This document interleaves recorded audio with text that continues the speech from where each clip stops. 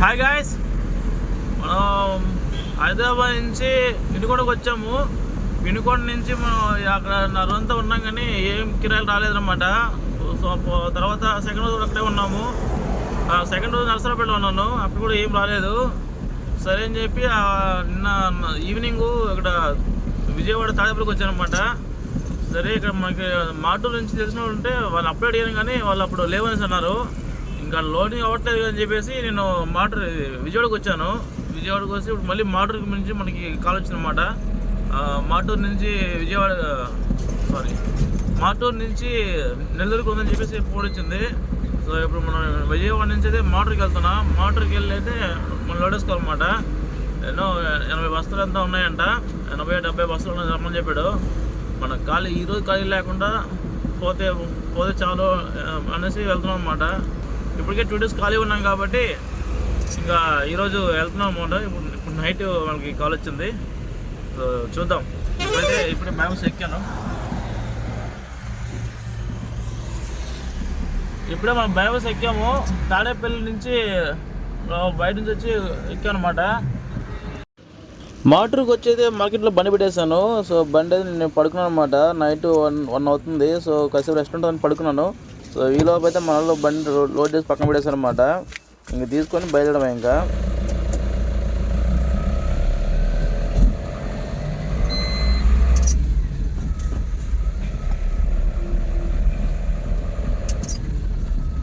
మన బండి లోడ్ అయితే అయిపోయింది అనమాట. ఇప్పుడు తీసుకొని స్టార్ట్ అయ్యాము. డీజిల్ కూడా తక్కువ ఉంది. పోతూ డీజిల్ పట్టుకొని ఇంకా వెళ్ళిపోవడం. మనము హైవే ఎక్కుతున్నాం. ఇప్పుడు టైం ఏమో 1:30 అవుతుంది. ఇప్పుడు పెట్రోల్ బంక్లు ఏడో తెలియదు. ఇదేం కొట్టుకుంటుంది ఏంటో చూడాలి మరి. మీకు ఎదురుగా అయితే ఒక బంక్ ఏదో ఉంది, చూద్దాం.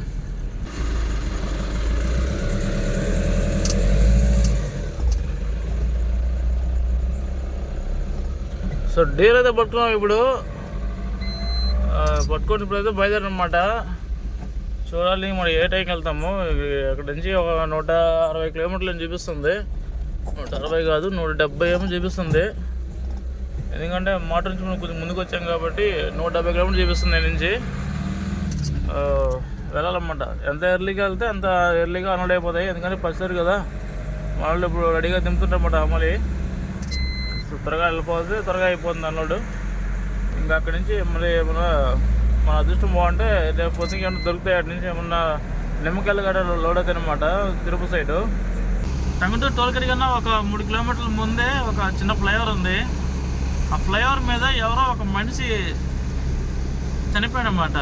ఎలా అంటే రోడ్డు మీద కుక్కలు చనిపోయాయి కదా, అలా చనిపోయాడు అనమాట.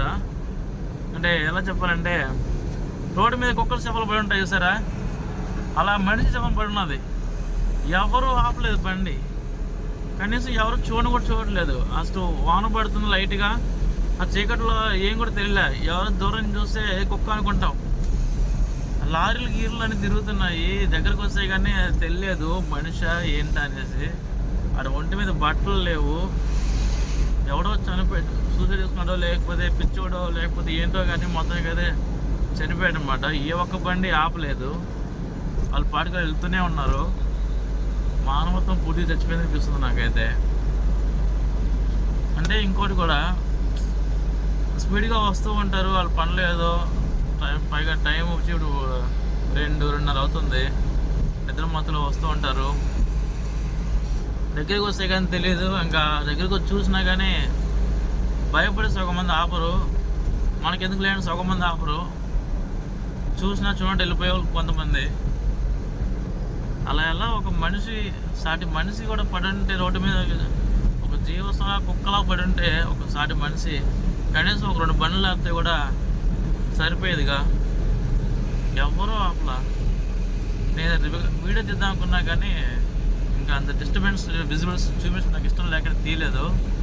సో పోలీసులకు ఫోన్ చేసి చెప్పాము. వాళ్ళు వచ్చారు, చూశారు, వాళ్ళకి హ్యాండిల్ చేస్తానని చెప్పి నేను ఇక్కడ నుంచి వచ్చేసాను అనమాట. ఒక్క బండి కూడా ఆపలేదు. నడి రోడ్లో పడి ఉన్నాడు. ఒక అనాథ శవంలో పడి ఉంటే అరే సాటి మనిషే కదా, కుక్కలు కూడా అంతే. ఒక కుక్క చనిపోయి కనీసం కుక్కలన్నా మేలు. ఒక గుంపులో తిరుగుతున్న కుక్క అలా రోడ్డు మీద పడి ఉంటే వచ్చి ఆ మిగతా కుక్కలు వెళ్ళి చూస్తాయి. మనుషులం కదా మనం. కనీసం ఒక బాడీ అర్ధరాత్రి పూట బలుంటే కనీసం చూడలేదు. దగ్గరికి వచ్చే లారీలు తప్పించుకొని పోతున్నాయి. కానీ ఒకవేళ ఎవరో చూడకుండా తొక్కేస్తే కనీసం వాళ్ళ ఇంట్లో వాళ్ళకన్నా చివరి చూపు లేకుండా పోతుంది కదా. ఏంటో ఈ సమాజం ఎడిపోతుందో అర్థం కావట్లా.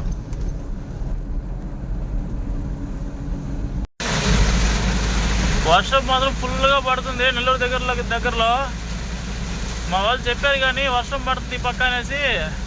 నేను ఇన్ని రోజులు అటుపక్క తిరుగుతున్నా కదా, హైదరాబాదు, విజయవాడ, రాజమండ్రి తిరగడం వల్ల తెలియదు అన్నమాట. ఈరోజు చూస్తున్నా ఫుల్ వర్షం. అసలు ఎలా అంటే కుండపోత వర్షం అన్నమాట. ఇది అలా పడుతుంది. చిచ్చి, నేనేదో ఈ పక్క వచ్చాను, ఇంక వర్షాలు పడుతుంది. ఈ పక్క కిరాలు ఏముంటాయి ఇంకా. బాబోయ్, నాకు అసలే వాన చెడు సిరాకు అనమాట. బాబా మంచి వర్షం పడుతుంది. ఇవేమో బంగాళదుంపలు, ఆడేమో పట్ట కూడా వెళ్ళలేదు. నేను ఇప్పుడు కొంచెం కప్పాను. అది తడిస్తే ఏమైనా అవుతాయి అంటే వెళ్ళాం. మరి ఆడిపోయే చూడాలి ఏమంటాడు ఏంట. ఇంకా వర్షం మాత్రం భయంకరంగా పడుతుంది. ఇక్కడ చూసారా ఫుల్గా పడుతుంది అన్నమాట. చాలా దూరం నుంచి పడుతూనే ఉంది వాన. అటు పక్క లైటింగ్ చూసారు మొత్తం పైన వాన కురుస్తుంది. కుండపోత వాన అంతా.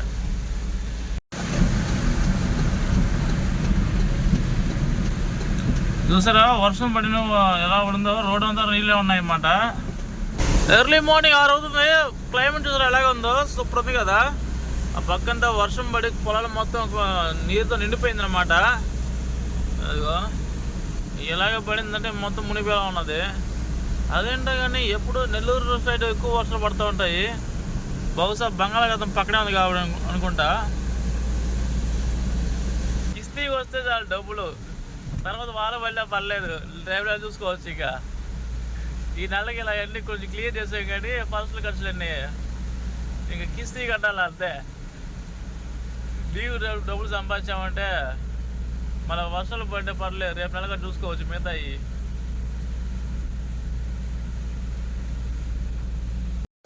సో మొత్తానికి అయితే 6 గంటలకి మార్కెట్ చేరుకున్నాను అనమాట. సో వాడి అంతకి ఫోన్ ఎత్తకపోతే నేను పట్టుకొచ్చాన్ని. వాడైతే బండి తీసుకెళ్తున్నాడు ఇప్పుడు. ఇదిగో సంగలో దింపాలంట వాడిని. సో మనం బండి బంధు పెట్టేసి హమాలు వచ్చి దింపుకుంటారు వాడిని. సో మనం బండి పెట్టగానే వచ్చి హమాలు వచ్చి అయితే మోస్తుంది అనమాట. మనకి మొత్తం 72 బస్తాలు వేశారు. కానీ మొత్తం దింపిన తర్వాత అయితే 3 బస్తాలు తక్కువ వచ్చాయి అన్నారు అనమాట. 69 వచ్చాయని అన్నారు. నాకు ఒక్కసారిగా గుండె డౌన్ అయింది అనమాట. ఎందుకంటే మన ఎత్తున వేస్తారు. ఆ వేసేవాళ్ళు మేము వేసినామంటారు, దించేవాళ్ళు మేము దించలేదంటారు. మధ్యలో ఏమైందంటే మాకేం తెలుసు, డ్రైవర్ ఏం తీసుకుంటాడు అని అంటారు అనమాట. చాలా సింపుల్ చెప్పేస్తారు వీళ్ళు. చూసారా వరుసగా లైన్గా నిలబడి క్యూ అయితే పాటిస్తాం అన్నమాట వీళ్ళందరూ. చాలా సింపుల్గా ఉంటుంది ఇలా చేసుకోవడం వల్ల. దీనికి గాను 6,200 రూపాయలు కిరాయి వచ్చింది. మనకి 2,200 రూపాయలు ఖర్చు వచ్చింది. 4,000 రూపాయలు అయితే మిగిలింది అనమాట. Okay bye.